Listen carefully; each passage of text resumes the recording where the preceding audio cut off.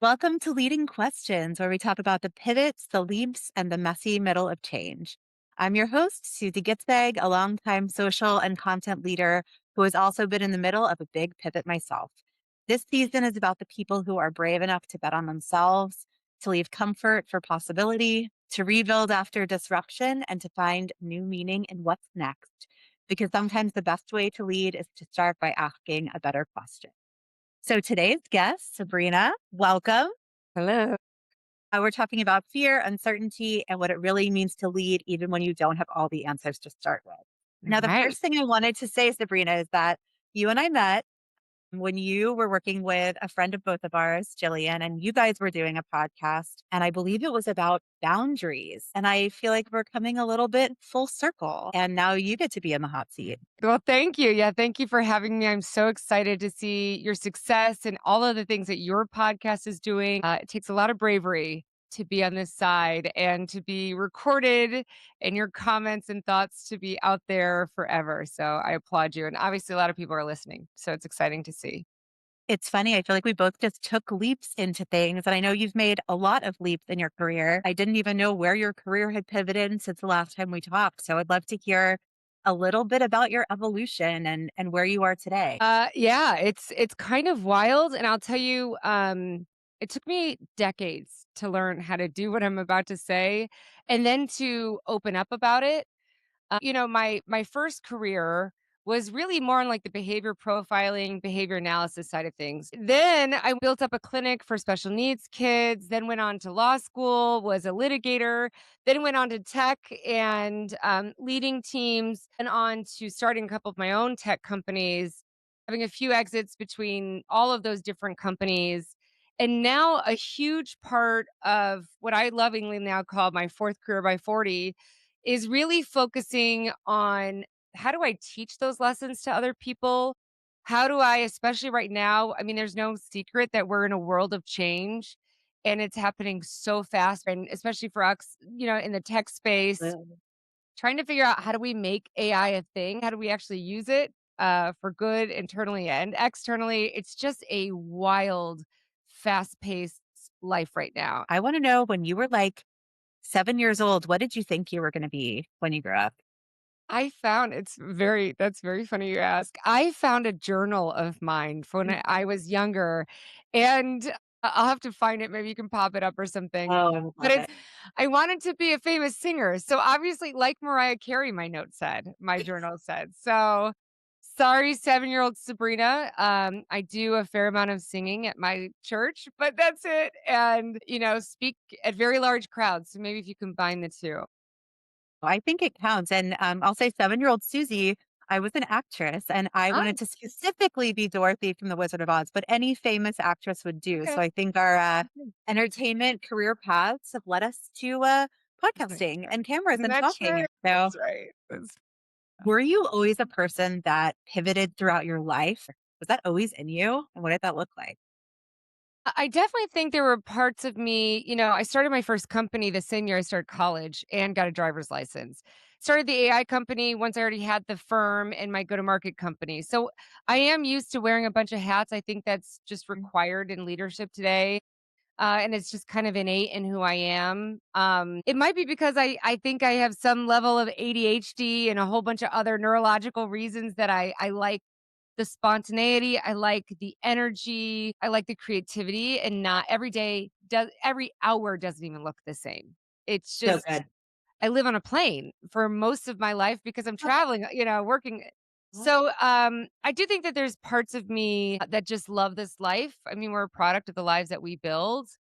But I also think a big part of like my early obsession with accolades and performance was mm, exactly that. It was less about helping people and providing value than it was, if I'm being really raw and really honest, probably my great. own validation and, seeking that. And by the way, if we're being honest with each other, I would argue well over 75-80% of like senior leadership or any really famous person, think of anyone you admire that has a big, artist, anything like that. A lot of us are seeking that. And once you're able to let go of it, It is unbelievably powerful, and that's really when my career wildly took off. I mean, and was financially, just emotionally, socially, everything in every way more fulfilling, but it's also more terrifying because it's nice to feel like we can control things and control the outcome.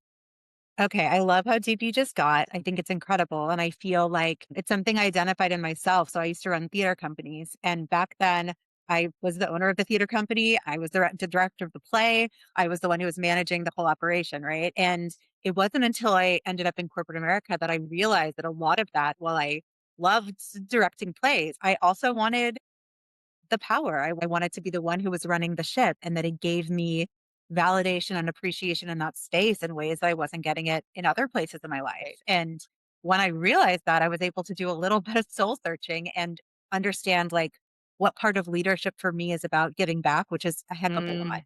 And one part of leadership is about needing to be wanted and being a helper and saving the day. And there's probably a little bit of both in there. But understanding those things about yourself is what Yeah. allows you to make that change.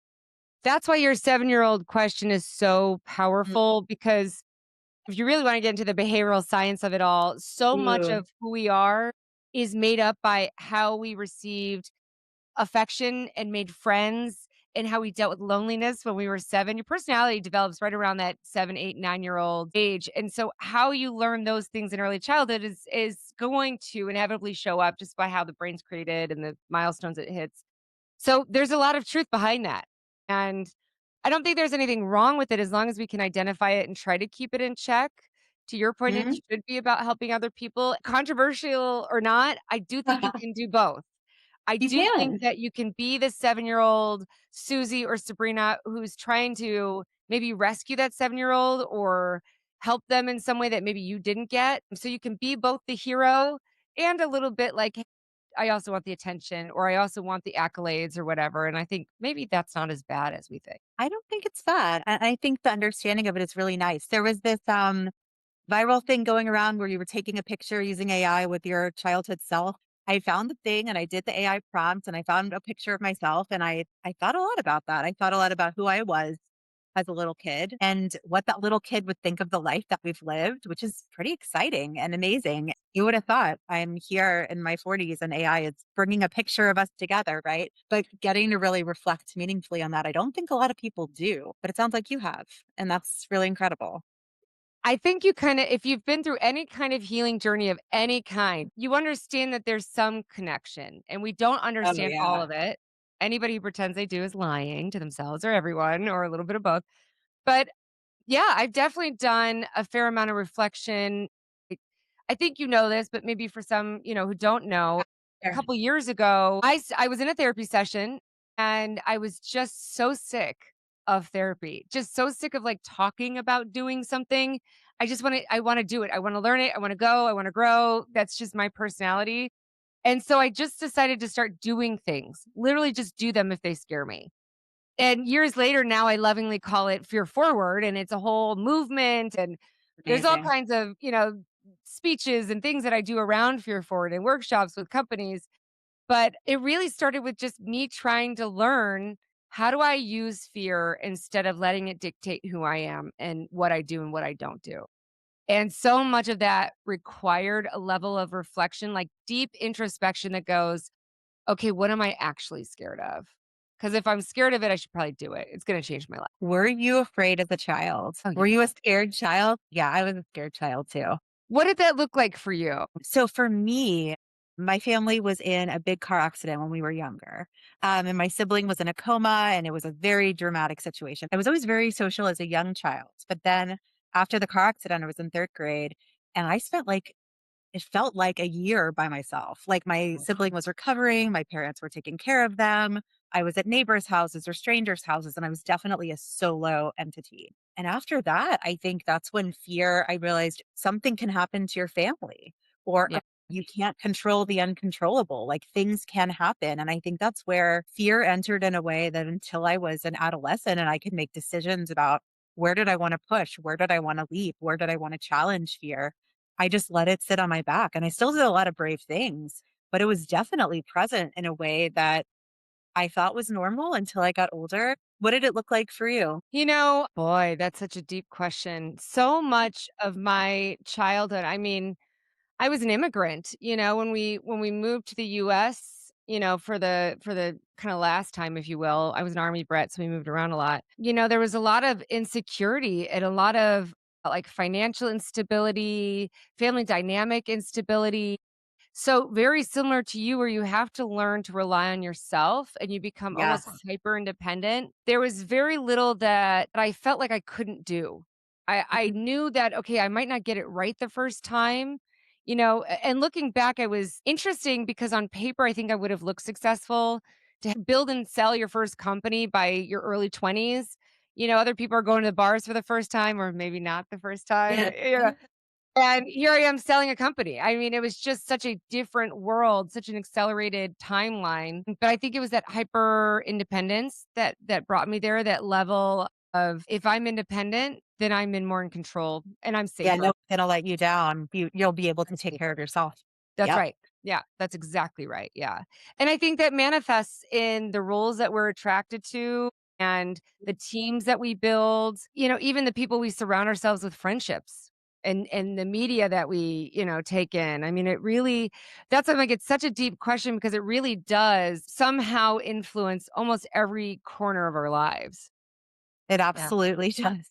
Who we are every single day and all the choices we make and how we spend our time and who we choose to interact with. It is a through line that goes through all of it. Do you think you're a person that's wired for uncertainty? Are you comfortable making leaps in ways that maybe other people are not? Or is it something that you learned?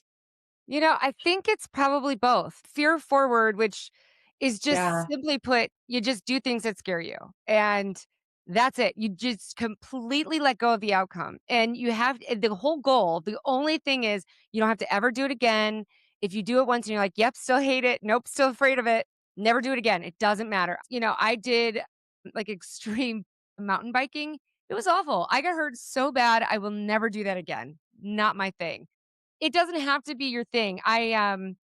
This is terrible, but, I sing, like I mentioned earlier, and they asked me to do this big solo. There's about 6, 7,000 people in the audience, and I bombed. I mean, like, just the worst, like voice crack. What are you gonna do? And I totally What missed are my you gonna do? timing. It was awful. But when you can start getting good at going, "Yeah, but I got up there. Yeah, but I got up there." Yeah. How many people in that 6,000 people audience would have gotten up there? And I was still really proud of myself even though I bombed. Like, "Okay, so what?" Still alive. None of this really matters if I really look at the pressure I'm putting on myself. So, part of it is genuinely training your brain that just goes, "I do scary things. I don't care about the outcome. I just do scary things."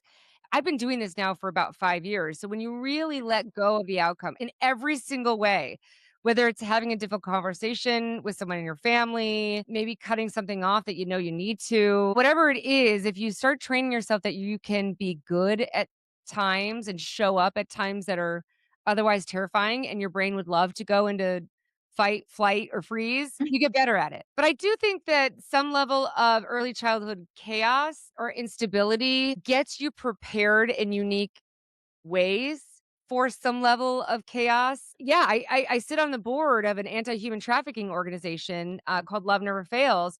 They did an article with Psychology Today that talks about why so many survivors of human trafficking are unprecedentedly amazing at, cybersecurity roles because they're so vigilant and they are the best at dealing with high stress situations. So sometimes our worst day actually turns out to be our greatest asset. That's incredible. Do you remember when you started this project? What was one of the first things that scared the living crap out of you that you did anyway before you were confident in failing and being okay with it? Yeah, the most, you guys, like the most. So much. I can't believe that after this much time, I'm still scared of as much as I am. But the very first thing was dating. I was terrified of Mhm. dating. And this is so embarrassing to talk about, but that's what we do, right? I just didn't know how to do it. I didn't want to do it. It just, felt bad. It felt awful. And then in a work context, this is equally as embarrassing. In fact, I was going to do a speech for a very large company And I write the speech and I go through it, and my team was like, "Please don't tell the story that I'm about to tell you." So this is how Oh, embarrassing this I really is. I know. I'm like, "Oh, well, I'll tell you." love it. Thank you for sharing Yeah. it. So, female millennial in tech. I was the CEO of a couple companies and working with an enormous company, one of the top, probably 25, something like that. And I'm the only female in the meeting. I'm the only millennial in the meeting. And I'm the paid consultant in the room to solve this enormous problem that was just very complex. Everybody's, a couple generations older than me. So I'm thinking I got to keep my cool. I think we've all been in a similar situation. Maybe Yeah, not exactly, but where you're like, okay, maybe not quite imposter syndrome, but you kind of know your role. You know how you're good. supposed to be Yeah. showing up. And, the executive starts the call and he talks about this really traumatic his best friend's daughter, had just died from a drug overdose, and he Oh, was jeez. a wreck. I just found out and then jumps on this call. It was one of those where he's like, "I gotta get on this call," and the human element showed up. And, I just, I see him in the camera Mhm. and he's just welling up, and to see a grown man, you could like feel his whole heart like just shattering, and it was devastating. And I'm watching this and kind of caught up just in the moment. Like I just lost track of where I was. And so my eyes start welling up and I can feel like a tear just about to, and I'm like, oh God. And I kind of snap back into reality and I go, "Turn off your camera. They're gonna see you cry." And, I just thought, "You know what? If it scares me, I should do it." That's what I tell myself. It's that That was simple. the beginning. That was one of the That first things was you did?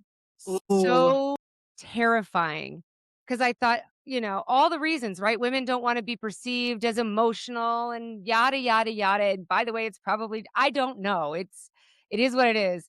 But I left my camera on and he messaged me right after that meeting and, told me about how meaningful that was to him and how he noticed. And, somebody had later mentioned as well in that meeting, like, "Hey, I saw that. Thank you, because you kind of gave me permission to do that." And it helped me realize so much of what we think is like embarrassing or dumb or trivial, even could be a pretty big game changer for someone else. We don't know who's learning from us. And you can't overestimate who's learning from you. that is such a good example, and it makes me think about the times where I'm not a big crier, but there were a few times in my corporate life where I was crying, and I did the opposite thing, but honestly, I wish I didn't.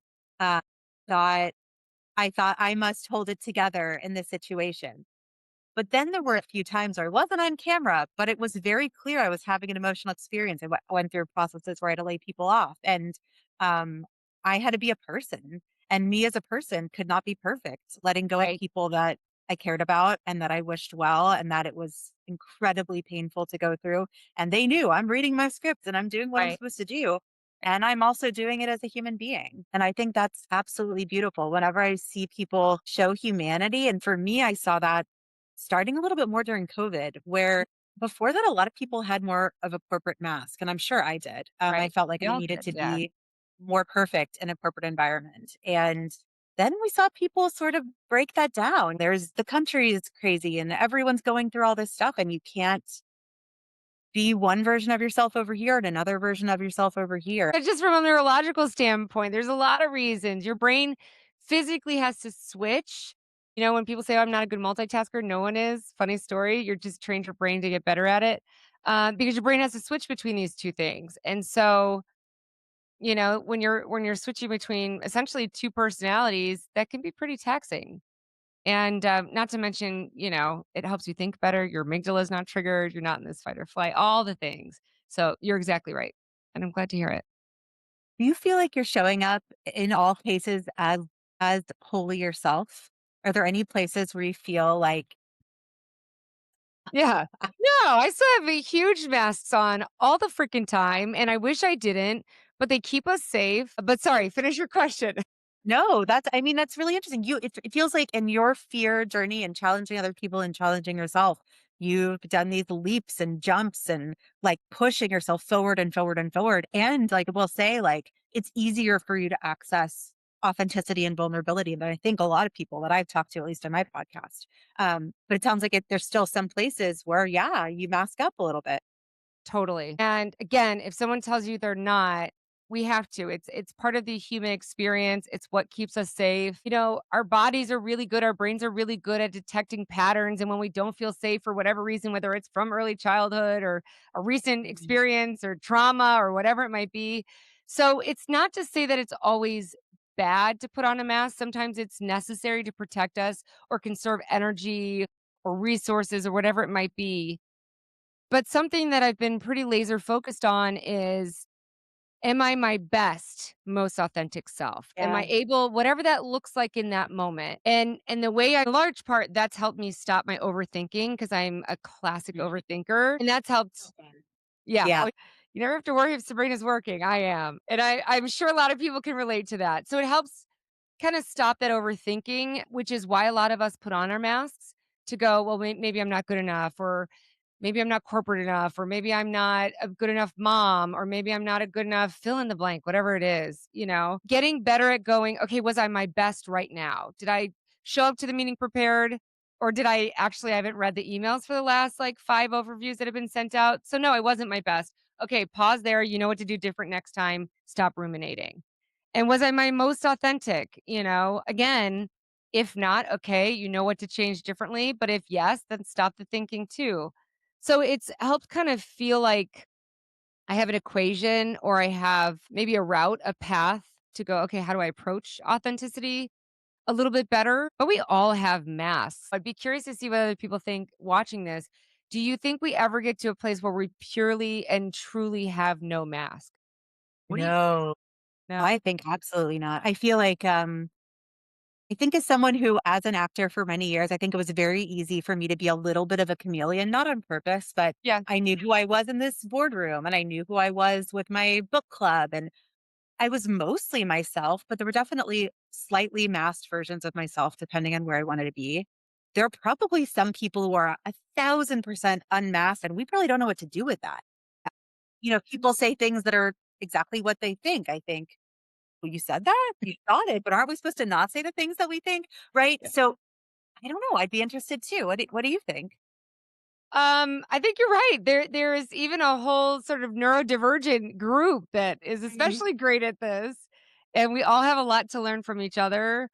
I Yeah. think the more we can get comfortable with just showing up. And for me, it really has been really, I mean, this sounds so cliche. I hate that I'm going to say, I got to find a better way to say it. Is really just letting go, just going, whatever I think is about to happen may or may not happen. So who cares? Just do it. And in a way, it's almost helps when I go, none of this actually matters. Of course, it's important. I want to leave an Yeah. impact. I want to leave the world better than I found it. But Yeah. I don't know if what I'm doing is good or bad. I can hope for the best, but sometimes letting go of that makes it a little easier. Frankly, I didn't expect for Fear Forward to blow up the way it did and to go as viral. I didn't expect and that was just me doing things that were scary. And it was like, I'm just going to get good at not letting fear control me, whether that's as a CEO, as a CMO, as, a CRO, as a board member, you name it, founder, whatever my role was in that moment. If fear could stop dictating, maybe I would be a little closer to authentic. And frankly, like anything else, the more we do it, the easier it becomes, the more Yeah. acceptable it becomes to us and those around us. Um, So, no, to answer your question, I don't know if we'll ever fully be able to get rid of it, but I do think we can drop them faster. And I think we can notice them ourselves when we have to put them up.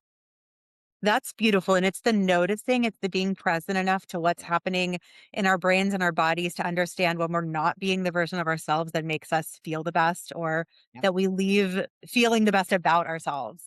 A couple of lightning round questions Right. for you. What's a risk you took that taught you the most about yourself? Starting my companies. Mm, Um, I started one in particular about 15 to 30 days before the world shut down. And I thought I had turned down a massive opportunity because I thought, okay, I've got this idea and we're going to go do this. And then the world shut down, and I was just the most terrified and the biggest risk. And then within a couple of years, started another company. It built this level. of self-respect and self-understanding of I don't have to know all the answers. That's okay, but I know I can get the right answer faster and better than anybody else can do themselves. So let me surround myself with the right people. Let me show up with authenticity, but also a ton of courage and just understanding that even if I don't have the answer right now, I'm going to get it. Yeah. So that's Amazing. definitely the biggest risk. What would you say to a leader who was scared to be vulnerable to their team, to their leadership? What would you say to them? You have every right to be. Our society, there's a lot of things that tell us that we shouldn't be authentic. And the reality is we have to find where that balance is. And one thing I would encourage them to consider is what's the cost? And sometimes you don't even know until you're doing it. So maybe try other areas of your life to be authentic. For me, it was embarrassingly showing up to places with no makeup or going on a date with someone, find whatever that is to you. I mine were like borderline embarrassing to admit up until about a year or 2 ago. That's okay. It's for you. It's for you. Find places where you can be authentic because of course ignore all the science of like you will think better, your teams will engage better. There's real science behind it and you probably already know it. That's why you're an executive. But I think get good with it because the biggest unintended consequence of showing up authentic is a level of self-awareness that is so deep that allows you to make better decisions faster and help more people because of it. It's a lot less exhausting, but it's also Oh, right. terrifying. It's rightfully Mhm. so terrifying. That's why you just have to get good with being scared and showing up anyway. So, last lightning question. What are you either reading or watching or listening to right now that's inspiring you?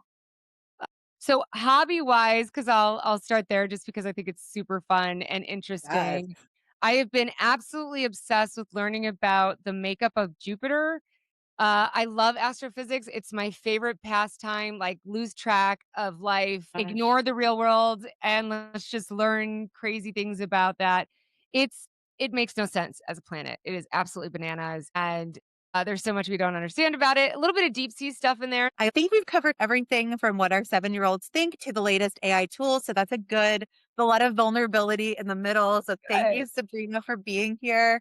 And if there's anyone else who's listening and feeling sort of stuck or unsure or scared to be vulnerable, scared to deal with fear and take a step forward, maybe the real question isn't, are you ready for it? But are you willing to push yourself a little outside your box? And for my audience, thank you for tuning in to Leading Questions.